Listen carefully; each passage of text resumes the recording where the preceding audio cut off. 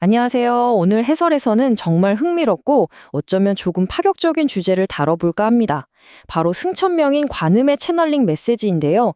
우리가 평소에 인간의 고통이나 의식에 대해 가지고 있던 생각들을 완전히 뒤집어 놓는 내용입니다. 우리의 내면 심리가 어떻게 현실을 만들어내는지 그 엄청난 비밀을 함께 파헤쳐 보시죠.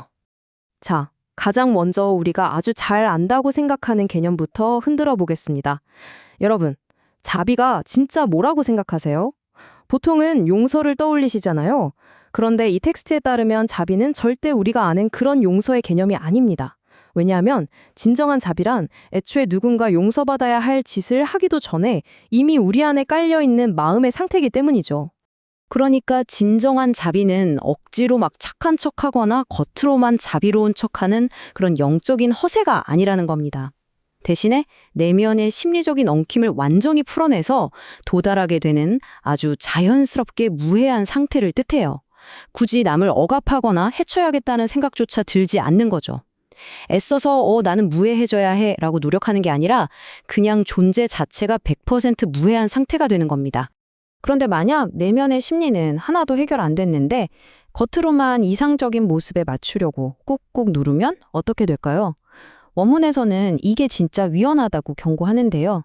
왜 구멍이 꽉 막힌 채로 팔팔 끓고 있는 주전자를 한번 상상해 보세요. 의식적으로 무의식을 계속 억누르면 겉으로는 꽤 자비로운 사람처럼 연기할 수 있을지 몰라도 결국엔 그 압력을 못 이기고 무의식이 뻥 하고 폭발해버리고 마는 겁니다. 그렇다면 이 자연스러운 무해함이라는 게 도대체 어떻게 작동하는 걸까요? 이걸 제대로 이해하기 위해서 텍스트는 자비를 두 가지 측면, 즉 오메가와 알파라는 상식 밖의 개념으로 쪼개서 설명합니다. 먼저 자비의 오메가 측면부터 보죠. 도대체 사람들은 왜 다른 사람을 해치거나 강압적으로 굴까요? 텍스트에 따르면 우리가 영적인 영역에서 에너지를 수직적으로, 그러니까 무한한 팔자 흐름으로 받지 못할 때 이런 일이 생깁니다. 수직적인 공급이 끊기니까 다른 사람들한테서 수평적으로 에너지를 빼앗고 착취하려고 드는 거죠. 자신이 텅 비고 부족하다고 느끼니까 남을 침해하는 겁니다. 반대로 에너지를 수직적으로 충분히 받는 사람은 남을 수평적으로 착취할 필요를 아예 못 느끼겠죠. 이게 바로 타인을 강제하지 않는 오메가적 자비입니다. 자, 여기서 정말 흥미로우면서도 상당히 논쟁적일 수 있는 알파 측면으로 넘어갑니다. 단순히 타인에게 해를 가하지 않는 걸 넘어서요. 진정한 자비란 타인이 자신의 영혼 성장에 필요한 경험을 할 수 있도록 그냥 허용하는 거라고 주장하거든요. 그게 비록 옆에서 보기엔 너무 끔찍한 고통일지라도 말이죠. 상대방이 그 경험을 통해 충분히 배우고 스스로 걸어 나오고 싶어질 때까지 억지로 개입하지 않는 것. 그게 바로 알파적 자비라는 겁니다. 이 개념을 설명하려고 원문에서는 굉장히 도발적인 질문을 하나 던지는데요. 만약 능력이 있다면 여러분 중 내일 당장 우크라이나 전쟁을 끝낼 사람이 몇이나 됩니까? 솔직히 누구나 당장 고통을 끝내주는 게 진짜 자비라고 생각하잖아요. 하지만 만약 그곳의 사람들이 여전히 극한의 고통이라는 경험을 통해서만 어떤 깨달음을 얻어야 하는 상태라면 어떨까요? 이 텍스트는 섣불리 개입해서 그 경험을 강제로 멈추는 게 오히려 우주의 법칙, 즉 자유의지를 위반하는 걸 수도 있다고 아주 날카롭게 지적합니다. 아니, 도대체 왜 전쟁 같은 끔찍한 고통이 영혼에게 필요할 수 있다는 걸까요? 이걸 이해하려면 지구를 일종의 거대한 현실 시뮬레이터로 보는 핵심 은유를 살펴봐야 합니다. 도대체 이 시뮬레이터가 어떤 메커니즘으로 현실을 만들어내는지 볼까요? 정체성이나 멘탈, 감정처럼 우리 내면 깊은 곳에 있는 해결되지 않은 무의식적 심리가 일종의 만화경 같은 역할을 합니다. 에너지가 이 만화경 필터를 쫙 통과하면서 사람들이 실제로 겪게 되는 물리적인 갈등이나 상황으로 영상처럼 투영되는 거예요. 한마디로 우리가 겪는 물리적 현실은 그저 우리 마음이 만들어낸 프로젝션, 결과물일 뿐이라는 얘기죠. 그런데 이 현실 시뮬레이터 안으로 직접 뛰어든 플레이어들은 아주 깊고 치명적인 함정에 빠지게 됩니다. 게임에 너무 심하게 몰입한 나머지 자신들이 이 환경을 직접 세팅하고 공동 창조했다는 사실을 까맣게 잊어버리게 되는 거죠. 텍스에서는 일부 존재들이 이른바 피해자 의식이라는 걸 온전히 맛보기 위해서 일부러 지구에 육화했다고 말합니다. 이거 진짜 소름 돋지 않나요? 마치 너무 리얼하고 무서운 공포게임을 하려고 자기가 원하면 언제든 전원을 끌 수 있다는 사실조차 일부러 머릿속에서 지워버리는 거랑 똑같은 거예요. 외부 환경에 완벽하게 통제당하고 자기 자신의 힘과는 완전히 분리되어 있다는 그 생생한 환상을 뼛속까지 경험하고 싶었던 거죠. 이 대목에서 원문은 아주 뼈 때리는 농담을 하나 던지는데요. 거울아 거울아 세상에서 누가 제일 지혜롭니? 이 유명한 대사의 화살을 평범한 사람들이 아니라 스스로 깨어있다고 자부하는 이른바 아바타들, 영적 구도자들에게로 휙 돌려버립니다. 왜냐고요? 아바타들은 자신이 고통받는 저 평범한 대중들보다 아주 훨씬 더 지혜롭다고 은연중에 굳게 믿고 있거든요.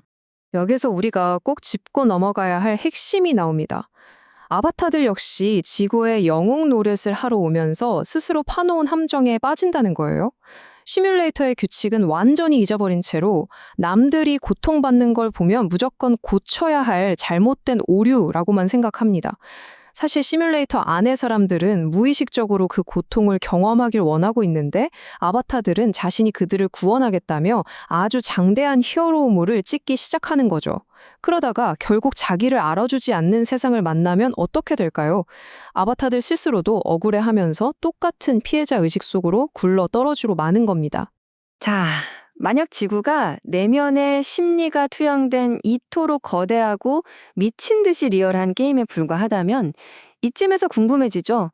승참명인들이 말하는 이 게임의 엑시트 플랜, 탈출 전략은 과연 뭘까요? 궁극적인 해방, 흔히 말하는 승천에 도달하려면 의식적으로 이런 단계들을 거쳐야 한다고 해요. 첫째, 여러분이 겪은 최악의 외부 상황이나 불의조차도 결국은 여러분 자신의 마음속에서 창조되고 경험된 것임을 100% 인정해야 합니다. 핑계 없이요. 그런 다음 그 경험을 필요로 했던 내 안의 모든 분리된 자아들을 훌훌 놓아줘야 합니다. 최종적으로는 지구상의 단 하나의 작은 미련이나 끝내지 못한 욕망도 남지 않은 완전히 비워진 상태가 되어야 하는 거죠. 이 모든 과정을 거치고 나면 이제 여러분 앞에 최종적인 선택지가 놓입니다. 하나는 육체를 입고 지상에 계속 남아서 구원자 콤플렉스 없이 환상도 없이 새로운 황금 시대를 의식적으로 공동 창조하는 길입니다.